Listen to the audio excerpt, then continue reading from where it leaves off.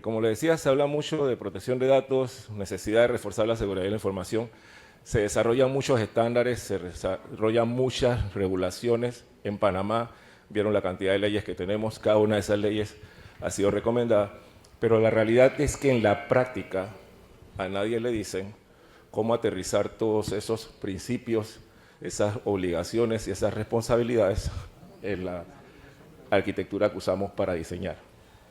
Nuestras plataformas hoy en día en Panamá no están diseñadas para protección de datos. La mayoría de los bancos tienen sus cores desde antes de que se aprobara la ley, y una vez que ese core bancario se hizo operativo, van a pasar muchos años antes de que lo reemplacen. Entonces, hablar de que cuando salió la ley iban a cambiar sus core es imposible, es una utopía.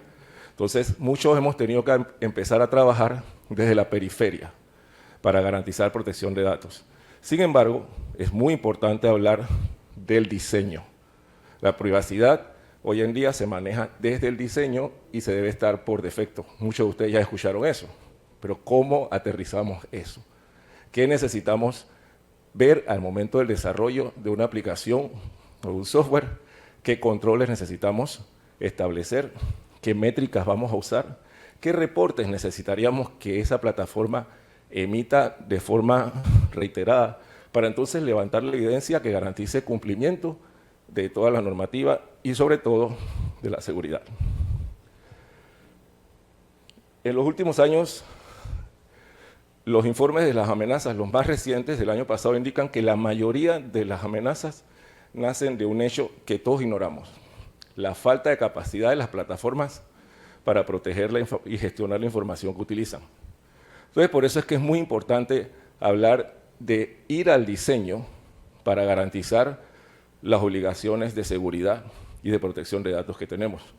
Otra cosa, la mayoría de las empresas, sobre todo las grandes empresas, cuando se les dice hay una ley que estableció estas obligaciones, sobre todo en protección de datos, lo ven como una carga.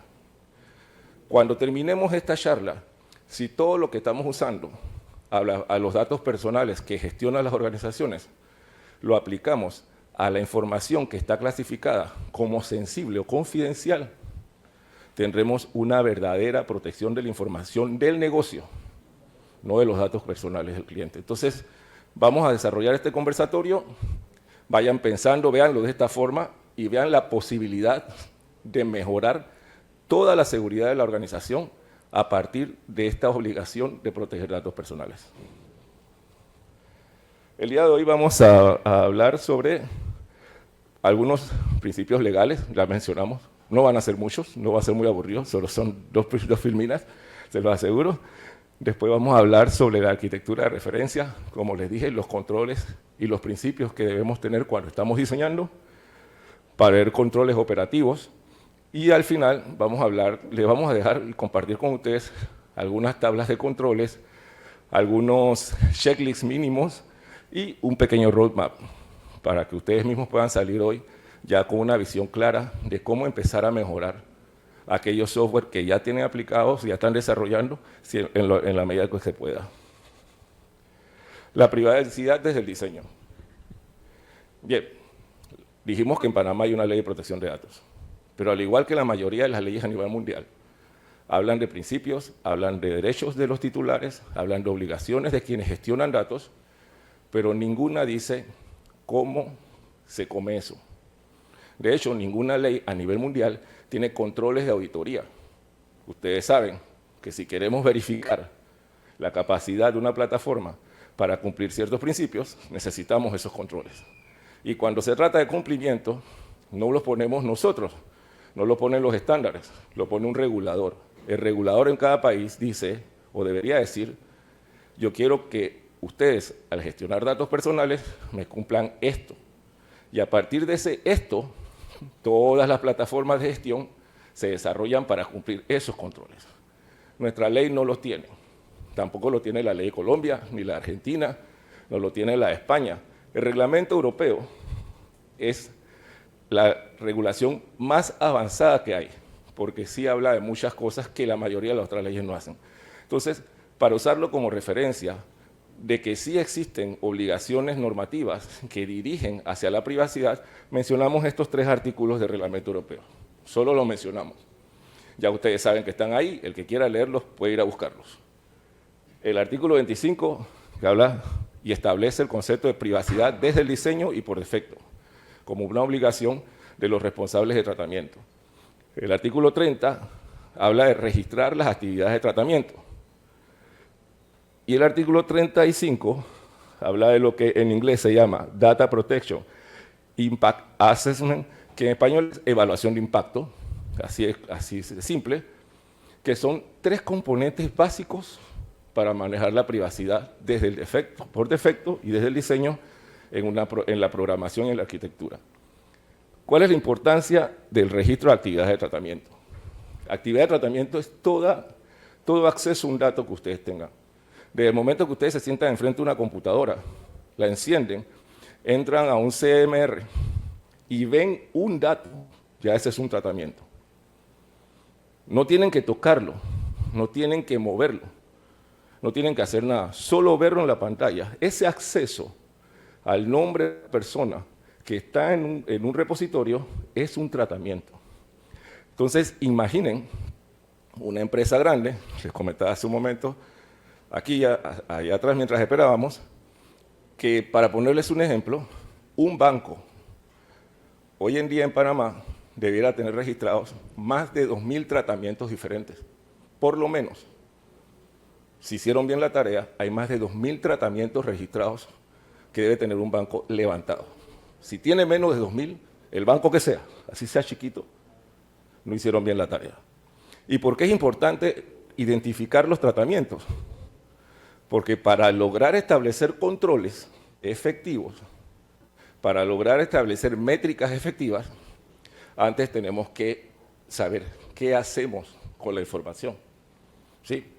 No podemos correr sin haber caminado.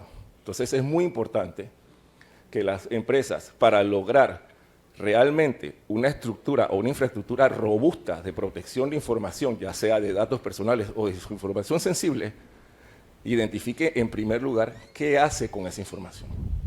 ¿Cuántas veces accede? ¿Quién accede? ¿Cómo la usa? ¿Para qué la usa? Porque es la única forma de establecer entonces controles y saber que los controles que ponemos son los indicados. Mis controles en mi empresa no son los mismos que los tuyos en la tuya, así hagamos la misma actividad. Porque mis procesos y mi empresa tiene otro personal distinto al que tiene la empresa tuya y la de cada uno de ustedes. Entonces, así de fácil. No podemos andar por ahí copiándonos los controles de otra empresa y diciendo, como le sirve a esta empresa que es grande, a la mía les va a servir. Las métricas son innecesarias si nosotros no tenemos el contenido para realmente hacerlas valer.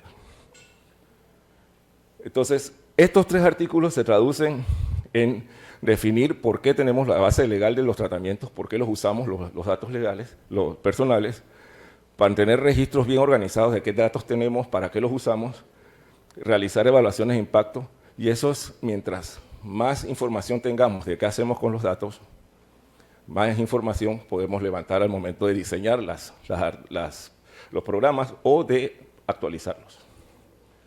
Al nivel de normativa y framework, estos son los que sirven de referencia. Tenemos varias, igual vamos a compartir la charla después con ustedes, ¿sí? Así que no se preocupen, les vamos a dar todas.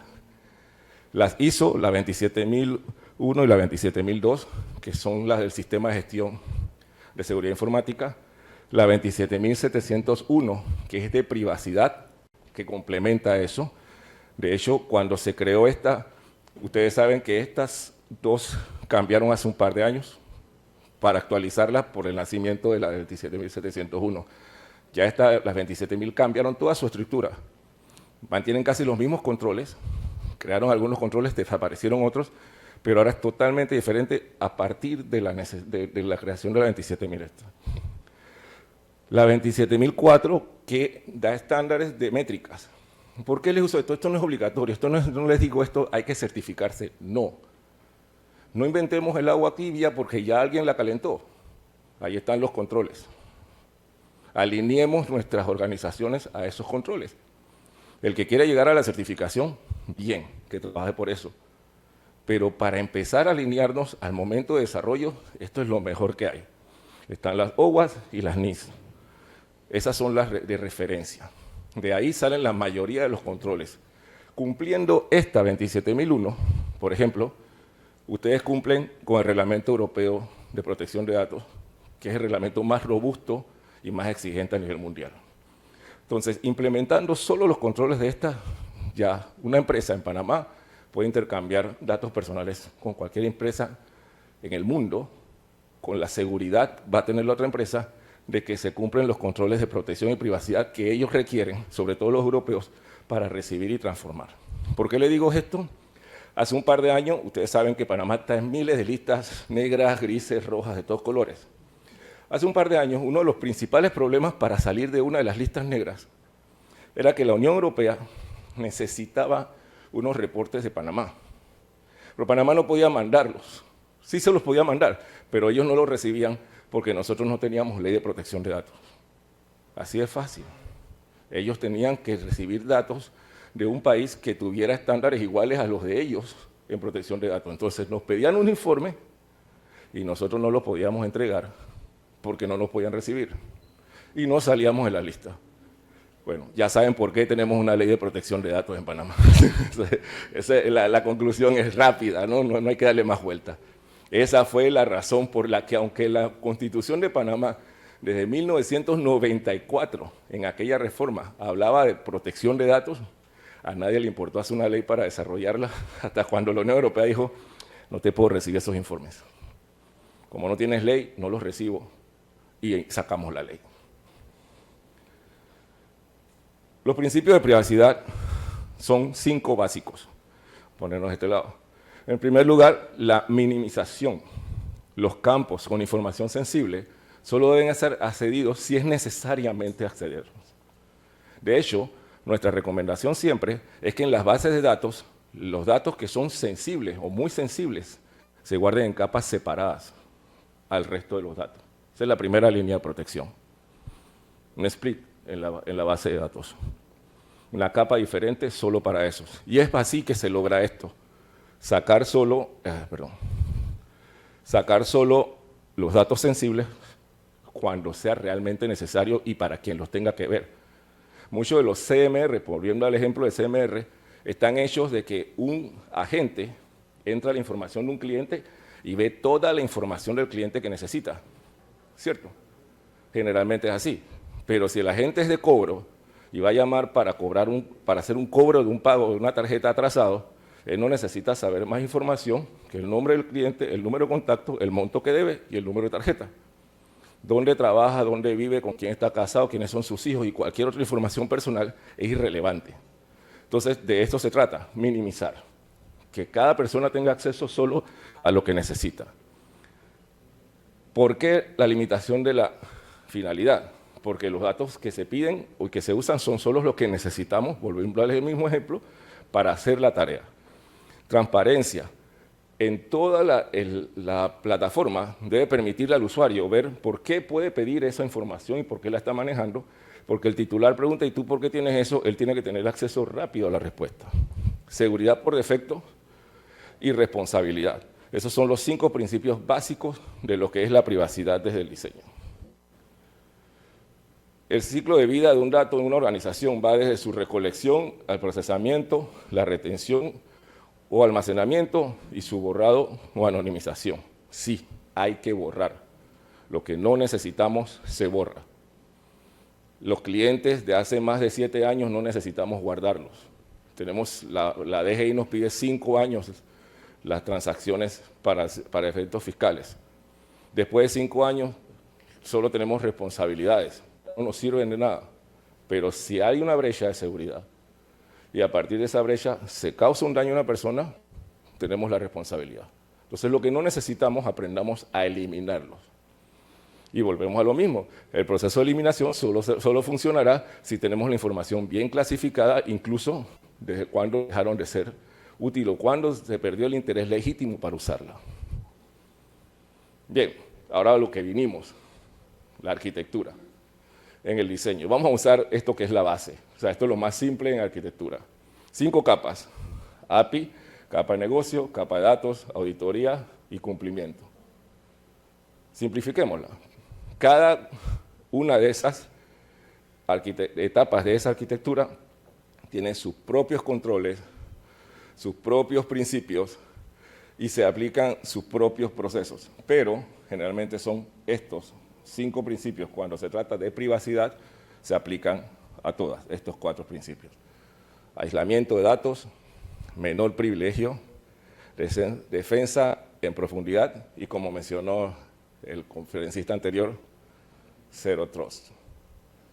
Cada una de esas capas, cuando estamos desarrollando la privacidad desde el diseño, debe cumplir con estos principios. Si no se logra que se cumpla con esos principios, entonces hay defectos. ¿Y por qué se tiene que cumplir con estos principios? Porque es a partir de todo lo que vamos a ver más adelante, para cumplir estos principios, es que se van a poder establecer entonces los controles, qué reportes hay que emitir y qué métricas tenemos que usar para saber si nuestros controles son efectivos o no son efectivos. La capa de datos, con cifrado y técnica de protección, los controles esenciales son para el cifrado en reposo y el cifrado en tránsito, esenciales. La tokenización y la anonimización dependerá de la complejidad y de la estructura o de la misma información que usamos. Podemos escoger. Y la gestión de claves necesita un KMS robusto. Es importante. Y ya empezamos a fortalecer nuestras aplicaciones. Hoy en día nos enseñan mucho al desarrollo de aplicaciones.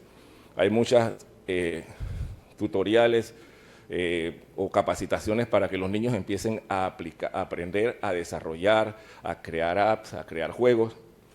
Lamentablemente, cuando le estás enseñando a una persona a crear, no se detienen a enseñarles a proteger y fortalecer. Hace 20 años no importaba, porque no todo el mundo tenía a mano una herramienta para romper un sistema de seguridad. Nuestros teléfonos sirven para eso. Hoy en día todos los tienen. Entonces, hablar solo de desarrollo, sin enseñarles a las personas a proteger en cada capa de desarrollo, es ya irresponsable.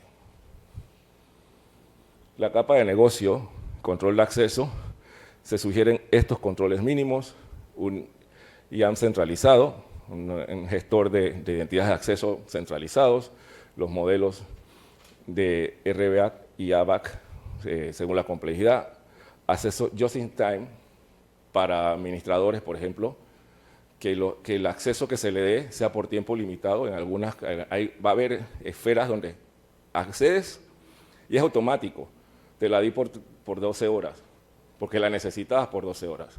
Luego de las 12 horas se bloquea automáticamente. Ni me vas a llamar tú para decir que ya no lo usas, ni te voy a preguntar yo si lo terminaste. Que sea automatizado. Esa es la forma de evitar el error humano en la protección. Y es muy importante ahora evitar los errores humanos. ¿Por qué? Por la inteligencia artificial. Existe. Y una forma de establecer controles efectivos en cualquier esfera, en cualquier organización, es que cuando una persona se va de vacaciones o viaja a un seminario, se le pueda dar de baja. Se le puede dar de baja temporal en toda la infraestructura y cuando regresa se le da de alta. Cierren siempre, estén pendientes de eso. Hoy muchas organizaciones lo tienen en su política, pero casi nadie lo aplica realmente. Y la vulnerabilidad, a partir de eso, no nos damos cuenta. Ya nosotros podemos ser parte de una organización y nuestro usuario ya puede haber sido controlado, y lo único que están esperando es que nosotros no estemos. Esa es una nueva, eso ya están llegando a ese nivel. No usan tu usuario para romper cuando estás, entran cuando no estás. Entonces mantengan esto en mente, los hackers están esperando que no estemos, para que el sistema nos vea entrar y salir normalmente, pero nosotros estamos de viaje, nuestras vacaciones, nuestros seminarios. Entonces nosotros tenemos que aprender a cuidar el sistema, dando de baja cuando alguien no está, y nosotros mismos pidiéndonos que nos den de baja si no vamos a estar. Los controles operativos mínimos, bueno, la autenticación multifactor, ya eso es esencial. No se puede desarrollar ninguna aplicación o plataforma si no la tenemos. Eviten usar el Face ID para cualquier entrada a un edificio. o como medida de seguridad. Es cierto, nuestras caras y nuestros rasgos y la biometría de nuestros ojos es única, pero precisamente porque es única, guardémoslas para aquellas capas que realmente necesitan proteger algo importante. No necesitamos entrar a un edificio y poner nuestro Face ID. ¿Por qué no? Porque ahora usamos el Face ID en nuestros teléfonos. Y si el que nos pide ese Face ID en la entrada del edificio no cuida bien esos datos y alguien no lo toma, ya somos vulnerables, pero andamos por ahí felices porque ponemos la cara. No pongamos la cara, ¿sí? No demos nuestras huellas. Es más, podemos jugar con las huellas, tenemos 10 dedos. Y, desde ya, y les aprovecho para decirles, en temas legales, este y este, nos sobran 8. Los otros 8 dedos los usamos para cualquier entrada con huella dactilar. Cualquiera. Pero estos dos no los usen. Estos dos son claves. En todo tema legal es este o es este. Tienen 8 otras opciones, pero cara solo tenemos una. ¿Sí me explico? Si hay algo de seguridad y un lugar de entrar no sé, al IDC del banco, a la parte realmente, si está en una certificadora de firmas electrónicas, el sistema que genera las claves privadas está offline y tiene que estar resguardado. Aquellas personas que van a entrar a la parte más segura de la certificadora de firmas, que tengan ID, hasta pesos se ponen para entrar y salir. Hasta el peso uno lo mide, puede medir la cara, lo que sea, pero para entrar al edificio, para abrir la computadora, protejámonos nosotros mismos. Empecemos a entender que al poner nuestros datos sensibles, más sensibles, nos estamos exponiendo, no estamos aumentando la seguridad. Tenemos los SAS, el análisis de dependencia es muy importante, que entre estos controles estén en análisis de dependencia, los pen testings que sean recurrentes, y por último, la rotación de claves y certificados, que son controles operativos mínimos que se deben tener. Bueno, las políticas de retención y borrados también son importantes. Les mencioné hace un momento que era una obligación ahora. Ustedes vayan a las empresas y hay información de más de 20 años. En papel, electrónica, como sea. Ya no debe ser así. Pero para lograr que el app solamente mantenga la información que necesitamos, entonces tenemos que establecer criterios definidos al momento del desarrollo y tenemos que establecer criterios específicos que nos permitan a esa app automáticamente crear y de hacer la depuración. Esto ya no puede ser manual. Tenemos 1000 cosas que hacer al día. Tenemos que tratar de estar automatizando todo y hoy en día es posible. La inteligencia artificial lo permite y podemos crear boots dentro de un desarrollo para que ella realmente haga, incluso en temas normativos, para las apps que trabajan con temas de cumplimiento, la misma aplicación o la plataforma puede diariamente consultar los sitios web de los reguladores a ver qué información salió. Hacer que esa app la busque, la información, la traiga y te avise con los criterios que ella misma ya definidos, ella hace el estudio de la normativa, dice estos son los cambios y se los pasan. Y la persona ya no busca la información, la trae, sino que analiza la posible aplicación al intercambio y eso es lo que se necesita que hagan hoy. Entonces, en la auditoría, los logs deben hacerse log, debe haber firma, pero generalmente vamos a tratar de usar, y la recomendación, no es que sea lo único que se debe usar, pero la recomendación hoy día es estos dos scripts, porque permiten crear logs más fáciles de leer para la inteligencia artificial y para la misma máquina, para entonces hacer sus propios estudios.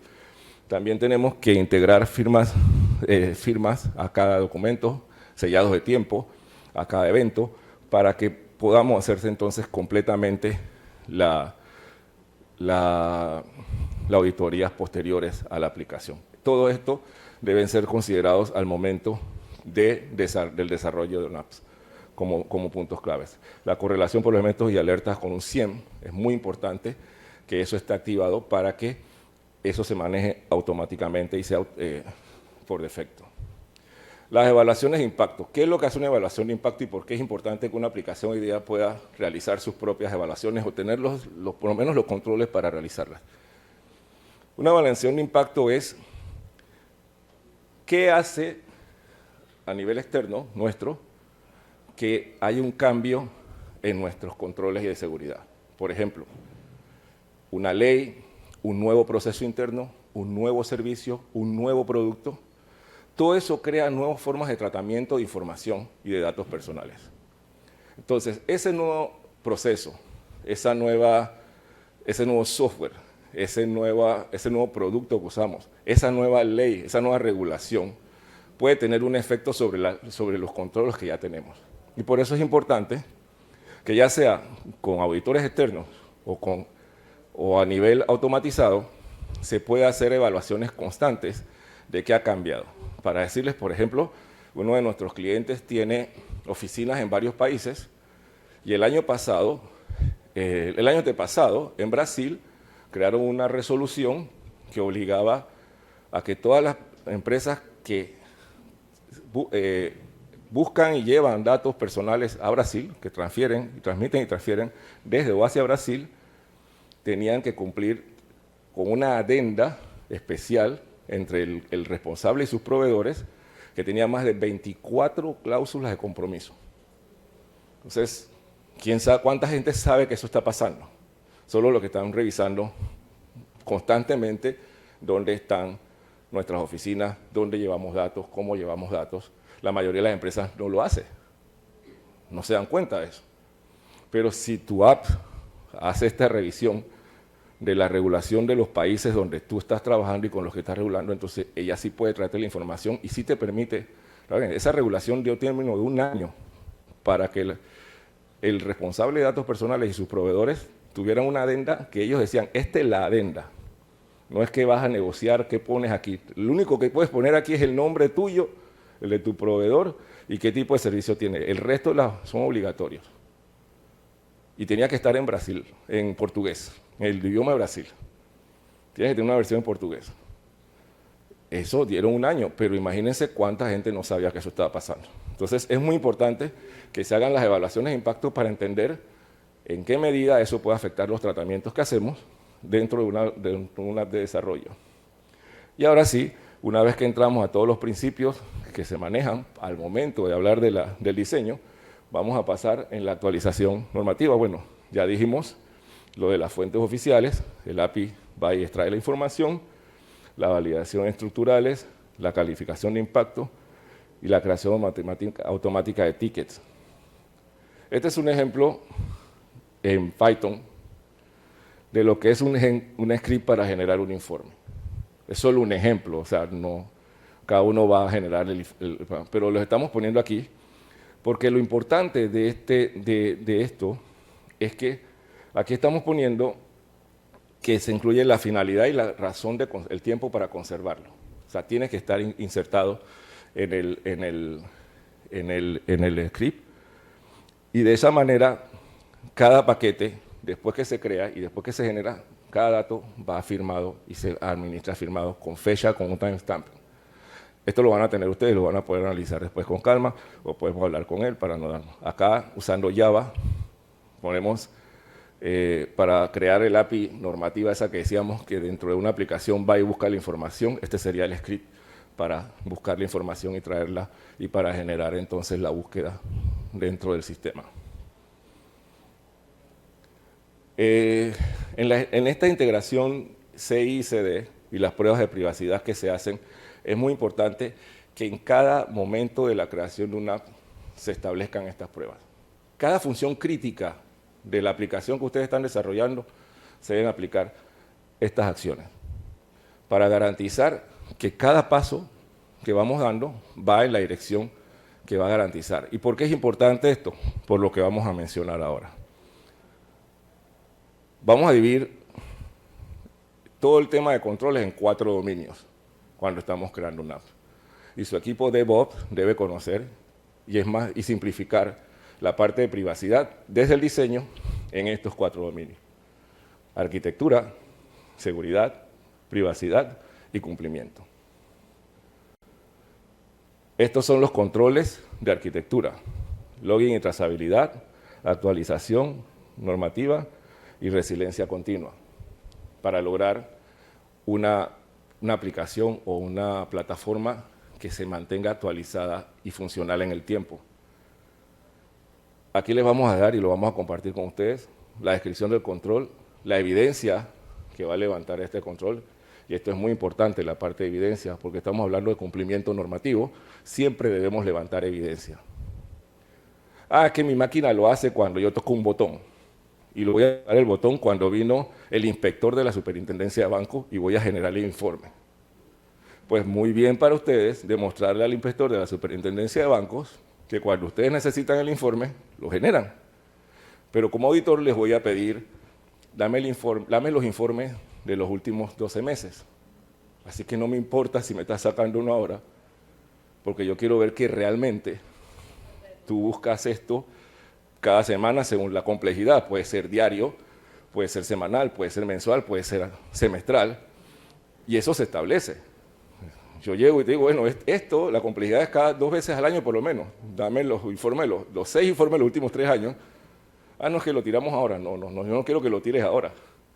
Me puedes tirar 6 informes porque podrías hacer 6 informes hoy, diciéndole a la aplicación, tírame el informe de tal año, tal año, tal año, tal año, y me lo das. No, yo quiero verlos ya. Y quiero ver la fecha de hace 6 meses cuando lo hiciste. Porque lo que se busca aquí es tener evidencia de que tú estás garantizando que toda tu plataforma cumple con los parámetros que tú le especificaste. Y que si hay algún error, lo puedes corregir. De nada me sirve a mí hoy que me tires ese informe y digas que hace 2 años tenías un problema, tenías una brecha, y han pasado 1 año y medio, y así yo no hubiera venido, no te das cuenta. Entonces, los riesgos que se mitigan y la referencia normativa. Y asimismo, le estamos compartiendo en dominio de seguridad 3 controles con todas sus referencias: los dominios de privacidad.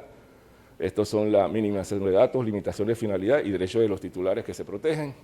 Y a nivel de cumplimiento, que se hacen evaluaciones de impacto frecuentes, que hay un registro de actividades de tratamiento. Es muy importante, entiéndanlo, si trabajan en bancos, si trabajan en aseguradoras, si trabajan en hospitales o clínicas, o desarrollan aplicativos para este tipo de empresas, que contemplen esto ahora, porque ellos ya tienen la obligación. Todos tenemos la obligación, pero esas empresas son más reguladas, sobre todo los bancos. Los informes operativos y KPI, aquí tenemos más o menos los informes que debe generar una aplicación de forma, los mínimos que debe tener para decir que manejamos el control de la privacidad y el cumplimiento normativo, los accesos, los incidentes, cumplimiento de controles, retención y borrado, log firmados y las métricas de seguridad. En base, generalmente podemos usar, como le dijimos, de referencia esta. No es que eso es la única métrica, pueden usar otras métricas, pueden crear sus propias métricas, cada uno va a depender de lo que necesitan. Esto se los damos de referencia y tratamos de que esos informes siempre sean leíbles para cualquier máquina, así que es mejor que sean en JSON o en DJSON. Las métricas generalmente, el tiempo de respuesta menor a 72 horas, es una métrica estándar. El 95% o más de las cuentas con doble factor de autentificación es necesario, entiéndanlo, hoy en día una tarjeta, una clave, un password no es suficiente, que sea más de uno. 100% de los backups cifrados en reposo o en tránsito, que se garantice. Y ahí tenemos otras KPI métricas. Acá le dejamos también ejemplo de un log del esquema mínimo, un log para cumplir con uno de los controles. Igual que como mencionábamos antes con los controles, los informes, cada informe tiene un propósito, hay unos campos mínimos que debe completar, y quien quiera desarrollar una aplicación debe garantizar que, por ejemplo, el registro de accesos, los campos mínimos claves de un informe sean el user ID, el recurso, la acción que hizo, el tiempo, el resultado y el tiempo que estuvo dentro. Cuando se habla del log, no es solamente entré y salí. ¿sí? El informe de logs debe ser: entré, caminé, visité, me senté, revisé, saqué, guardé, volví a meter, saqué, me fui. Ese es el informe de log, sobre todo cuando se está manejando datos personales. Pero como les dije, si esto lo aplican a la información sensible de la organización, entonces van a realmente reforzar toda la seguridad de la organización.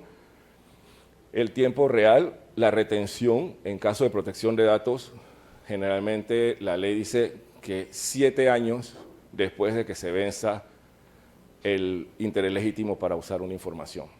Eso quiere decir que si ustedes tienen un cliente en su empresa y esa persona dejó de ser cliente hoy, y ustedes facturaron, cambiaron relaciones por temas fiscales, ustedes deben guardar esa información 5 años, ¿sí? Cuando vencen esos 5 años, que era el interés legítimo, empiezan a correr 7 años. En esos 7 años ustedes tienen que decidir cuándo borrarlo o pedirle al cliente que les deje usar la información. Yo recomiendo borrarlo. Si sean más nunca es cliente, ya pasaron 5 años, no volvió a hablar, borrémoslo. Y cuando vuelva, volvemos y le creamos un file y le creamos todo su archivo actualizado, ¿sí? Y acá les ponemos también el mapeo normativo, ya sea técnico o de GDPR. Estos son los informes que después lo vamos a dar. Nuestras recomendaciones finales. Y a esto aquí vamos a darle un poquito de tarea para que esto sea interesante. ¿Qué recomendamos nosotros? Que se haga una verdadera evaluación de la estructura de las aplicaciones con las que trabajamos, si estamos en algún equipo técnico, en alguna organización. Y estos serían los plazos mínimos que nosotros generalmente usamos en una auditoría para crear una infraestructura nueva de protección de datos personales en una empresa. Estos son los tiempos que nos demoramos, pero generalmente hay que levantar el inventario de datos y de tratamientos, la mayoría de las empresas no los tienen, habilitar inmediatamente los factores múltiples de acceso, de identificación, para garantizar que comenzamos a reforzar desde ese momento, estructurar y configurar los logins y designar a un oficial de protección de datos o algún responsable de la protección de datos en la organización.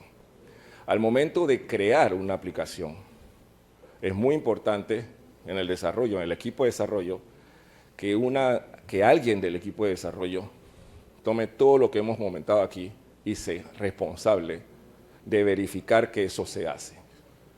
No desarrollen ninguna aplicación sin tener en cuenta estos controles y sin que nadie se haga responsable de qué están haciendo.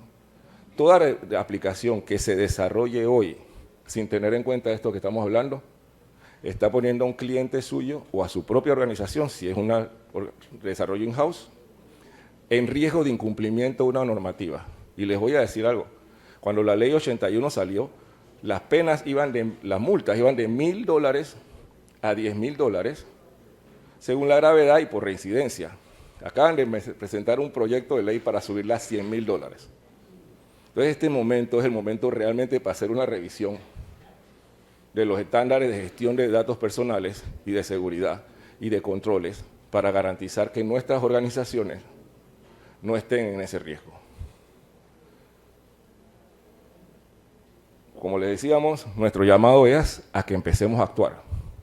Y empezamos a actuar identificando y registrando correctamente las actividades de tratamientos, priorizando y cambiando los factores de autenticación a múltiples y no usar uno solo. Eviten el Face ID, por favor. Ejecutar evaluaciones de impacto para realmente saber el gap que hay entre lo que ustedes tienen como proceso, como aplicaciones, con lo que la norma pide en protección de datos. Habilitar un sistema de login estructurado y firmado. Asignar un responsable de privacidad y protección de datos si actualmente no lo tienen en sus organizaciones y empezar a programar revisiones periódicas, sobre todo para crear evidencia de que están revisando. Las revisiones, según la complejidad, pueden ser de 6 meses, 1 año o hasta 2 años. Por ejemplo, una política de protección de datos que tenga una organización, si no cambia la normativa, puede seguir así, no se revisa hasta cada 2 años, o cuando cambie la normativa a ver si la política se ajusta. Entonces no podemos hablar de que hay que hacerla toda la semana. Este no es un trabajo de cada hora ni de cada media hora, es un trabajo en el tiempo. Acá le dejamos después, ahora un resumen de todo lo que hablamos, como un checklist, por si están muy ocupados, todavía no quieren leer todo lo de arriba, acá le vamos a dejar el checklist. Como ya les dije, vamos a compartir con ustedes, sabemos que el tiempo pasa volando, lo vamos a compartir esta charla con los organizadores para que se las den. Y bueno, ya esto es nuestra empresa, acá es donde estamos, en los países donde estamos, un poquito más de ética hacking, estamos en 8 países en América Latina.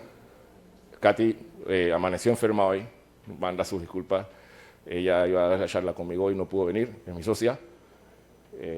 Acá estoy yo, ese es mi correo, cualquier duda sobre la información, cuando tengan la charla, nos pueden escribir, cualquier consulta, no se preocupen, estamos no solo para compartir conocimiento con ustedes hoy, sino para ayudarlos en el futuro si necesitan.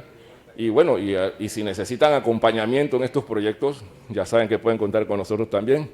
Acá también incluso, para que hacemos esa costumbre de dar las clases, todos los acrónimos que usamos en la charla los pueden buscar acá para que los vean. Y bueno, muchas gracias, espero no haberlos aburrido.